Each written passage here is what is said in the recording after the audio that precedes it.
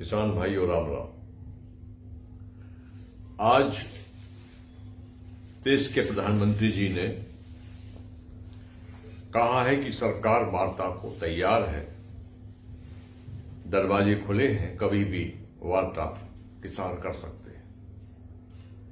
परंतु लंबे समय से इस प्रकार की बातें हम सुनते रहे हैं मंत्रियों से भी कि वार्ता को तैयार है, वार्ता की तारीख और समय का उसमें कोई उल्लेख नहीं होता है। सरकार वार्ता अपनी शर्तों के अनुसार करना चाहती है, तो सरकार की शर्तों के अनुसार बातचीत का नतीजा कैसे निकलेगा? आज 75 दिन हो चुके हैं, 200 किसान शहादत दे चुके हैं। ये दुनिया का सबसे बड़ा आंदोलन, अधिक समय तक चलने वाला शहादत का आंदोलन बन चुका है। आज पूरी दुनिया के लोग भी हमारी देश की ओर देख रहे हैं। बंधुओं, आज जो प्रधानमंत्री जी ने कहा कि एमएसपी थी और एमएसपी रहेगी, 22 तारीख को जब ये पार्लियामेंट में कानून पास हो रहा था, तब हमने जंतर मंतर पर जाकर गिरफ्तारी दी थी। तब भी प्रधानमंत्री जी ने कहा है कि किसान भाइयों, एमएसपी रहेगा। हमने भी उसका जवाब दिया था कि प्रधानमंत्री जी, आप कह रहे हैं एमएसपी रहेगा, आपका बहुत बहुत धन्यवाद, मगर आपने तीनों काले कानून में 50 पेज लिखा है, आप केवल उसमें एक लाइन ये जोड़ देते कि एमएसपी पर क्रय करने की गारंटी दी जाती है और इससे नीचे कोई व्यापारी उसकी उपज क्रय करेगा तो उस पर दंडात्मक कार्रवाई होगी और किसान को जो घाटा हुआ है उसकी पूर्ति सरकार करेगी। तो गारंटी देने में सरकार क्यों पीछे हट रही है? गारंटी का कानून बनाने में सरकार क्यों पीछे हट रही है? 12 राउंड कुल चर्चाएं हुई हैं और हमने हर बार एमएसपी पर बात करने की जब भी प्रयास किया है, अगली बैठक में एमएसपी की बात करेंगे कहकर बात को टाल दिया गया है। एमएसपी पूरे देश के किसानों का सबसे बड़ा मुद्दा है। एमएसपी का अर्थ आप लोग जानते हैं कि न्यूनतम समर्थन मूल्य, कम से कम दाम पर भी हमारी उपज आप नहीं लेना चाहते। हमारी मांग तो थी C2+50 की मांग थी, पूरे देश के किसानों को ऋण मुक्ति की मांग थी। वो मांग तो बहुत पीछे रह गई। आप तो कम से कम दाम भी देने के लिए कानून बनाने को तैयार नहीं है।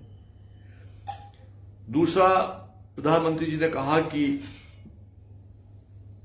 आंदोलनजीवी लोग हैं, ये परजीवी होते हैं।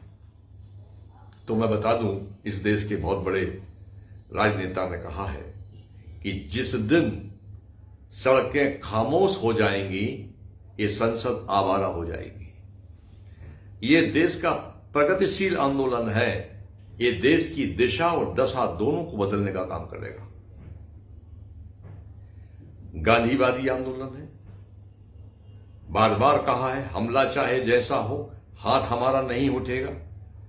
गांधी जी भी जिस तरह से प्रताड़ित होते थे, हम पर सारे आरोप लगाए गए, देशद्रोही, खालिस्तानी, पाकिस्तानी, फॉरेन फंडिंग और तमाम प्रकार के लोग आरोप लगाए। हमने सारे आरोपों को सहन किया, पर वार्ता से कभी पीछे नहीं हटे। वार्ता हमारी लगातार जारी रही है। आगे भी जिस दिन सरकार वार्ता के लिए बुलाएगी, हम बड़े मन के साथ वार्ता में शामिल होंगे। पर ये जो आंदोलनजीवी की टिप्पणी की है प्रधानमंत्री जी ने, मैं उनसे प्रार्थना करता हूं, ये कहना चाहता हूं कि प्रधानमंत्री जी, ये जिंदा कौम के लोग हैं जो लोकतंत्र को जिंदा रखने का काम करते हैं, और लोकतंत्र में जनता का यह संवैधानिक अधिकार है कि वो अपनी बात आप तक पहुंचाने के लिए सत्याग्रह करे, आंदोलन करे। हम अपराध नहीं कर रहे हैं। आंदोलनकारियों को या सत्याग्रहियों को एक ऐसी दृष्टि से देखना चाहिए कि इनमें देश की परिवर्तन की ताकत होती है, और जो तानाशाह सरकारें होती हैं, उनको काबू करने का काम भी ये जन आंदोलन ही करते हैं। बंधुओं, लंबे समय से हम लोग दिल्ली की सड़कों पर बैठे हैं। ठंड का लगभग मौसम ट्रालियों में और पनियों में और पंडाल के नीचे निकल गया है। कई साथी हमारे बिछड़ गए हैं। जब कोई सरकार अत्याचारी होगी, दुराचारी होगी, आलोकतांत्रिक होगी, तो हमारे मन में ये बात आती है कि मुझे बंद करो या मेरी जुबान को बंद करो, मेरे ख्यालों को बेड़ियां पहना नहीं सकते। ख्याल तो हमें को आएंगे। इन्हीं शब्दों के साथ राम राम।